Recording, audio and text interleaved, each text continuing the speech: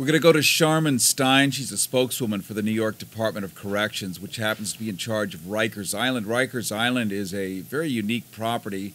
New York City has its actual own Department of Corrections. The population base there is so vast. And they've created, since the late 1800s, basically a floating island prison, which when you have a hurricane means they're extremely vulnerable, extremely susceptible to the whims and whimsies of nature. Well, now that Hurricane Irene is downgraded to a tropical storm, these people are still exposed. Mayor Bloomberg, what did he say about this, as we knew that all these prisoners were there being completely ignored? The mayor said that he was focused on more important things, that being not the human beings trapped in cages floating. The Constitution would be pretty clear on cruel and unusual punishment. We'd like to introduce Charmin Stein. She is the spokeswoman for the New York Department of Corrections, which of course is in charge of Rikers Island.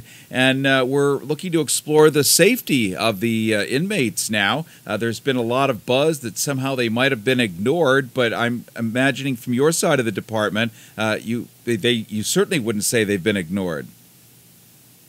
No, they were never ignored. We have a census right now of about 12,400 men and women incarcerated in the city. You know, it's a jail system, not a prison, which means that they are individuals sentenced to a year or less, or detainees awaiting trial. What we were reading, certainly internet reports as well as certain news reports, people were wondering why Mayor Bloomberg was zealous to close down the MTA and do evacuations of lower Manhattan, and really putting his muscle and shoulders behind huge volumes of humans, and yet seemed conspicuously to not mention Rikers or not even evacuate it. It was misrepresented that there was no plan. Of course, there was a plan, but the plan at this time, you know, in view of this particular storm, did not involve evacuating all the inmates, but there certainly was a plan to ensure inmate safety if there were flooding in any one of the facilities. Why would there be misrepresentation about something so vitally important as that? What would be the payoff of that, I wonder? I don't know. I just think, you know, that's sometimes the way things, you know, a thread starts and keeps going. But there certainly was a plan. There's always a plan for how to handle any emergency when you're talking about incarcerating that number of people. We had staff on hand. We had plans to keep staff there as we had to do. We have a great workforce, and they, you know, many did stay over to ensure that the staffing levels would be right. We laid in the right amount of food. We checked all the energy system. We checked the perimeters of every facility, and we checked to make sure that if we had to, again, move people from one facility to another, which we did not have to do, that there would be a way to do that to make sure everybody was safe. Harrison with you. You're listening to Go Harrison on KPFK 90.7 FM in Los Angeles, 98.7 FM in Santa Barbara, 93.7 in San Diego, 99.5 in Central California, plus WBAI 99.5 in New York City, where we've been doing this live extended coverage. And we're talking right now to Charmin Stein, spokeswoman for the New York Department of Corrections, which happens to be in charge of Rikers Island. And it sounds like with the forced evacuation of lower Manhattan, people there, maybe on Wall Street, would have felt very safe on Rikers Island, a correctional island. That would have been a safe place for lower Manhattan people to go if they needed a place to go. I don't think that was really something that anybody was ever considering. We're very happy now, citywide, that the city came through the storm as well as we did, and people were safe by and large. And in the correctional system, we're very proud of the fact that we were prepared. No one was injured. No one was hurt. There were no incidents at all due to the storm, except for some, you know, minor infrastructure issues. We lost a couple of trees, and there was some, you know, buildings on the perimeter, not where inmates are housed, but what we use for offices, that, you know, may have sustained a little bit of water, but again, it was not where inmates were housed. Would this be a place then? We have Tropical Storm Jose now out in the Atlantic, heading up toward the eastern seaboard, hopefully not going to get close to the U.S. shore to create any secondary threat to New York. But if people needed a place to run and hide to, could Could they go to Rikers Island and hang out there if they needed to? It's public land paid by the taxpayers.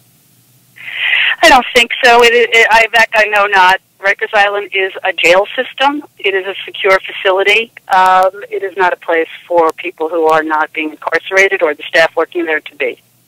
All right. Okay. Well, thank you so much. We've been talking to Sharman Stein, spokeswoman for the New York Department of Corrections in charge of Rikers Island. Thank you again for spending time with us and offering such illumination on what has been murky information so far. So once again, thank you very much for your time.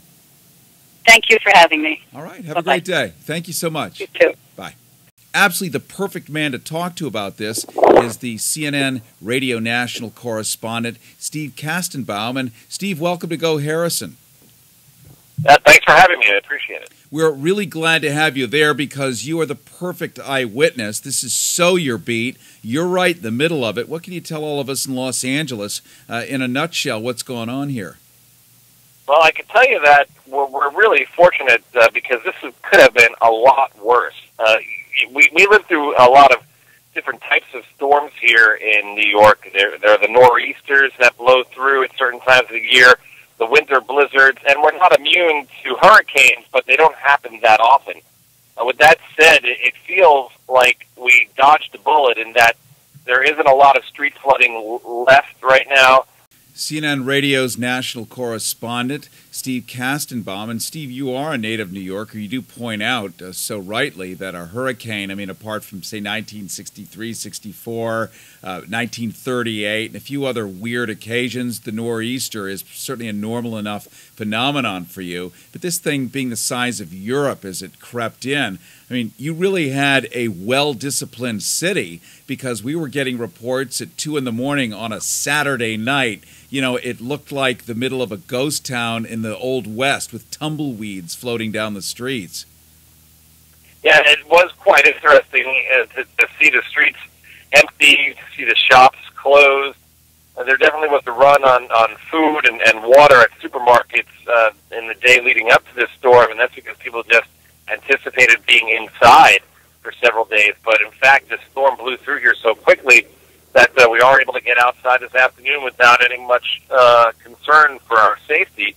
Of course, it is still very windy. We do get a lot of wind gusts coming through here still, and as a result, it really is dangerous when you're walking near areas that have a lot of trees, especially places like Central Park, Prospect Park in Brooklyn, another big park, in Queens, Flushing Meadows Park, because the ground here was already saturated before this storm hit, and then we had anywhere between 6 and 10 inches of rain today, and that tends to destabilize those big old trees. And when a gust of wind comes by, it does increase the likelihood of a tree being uprooted here or there.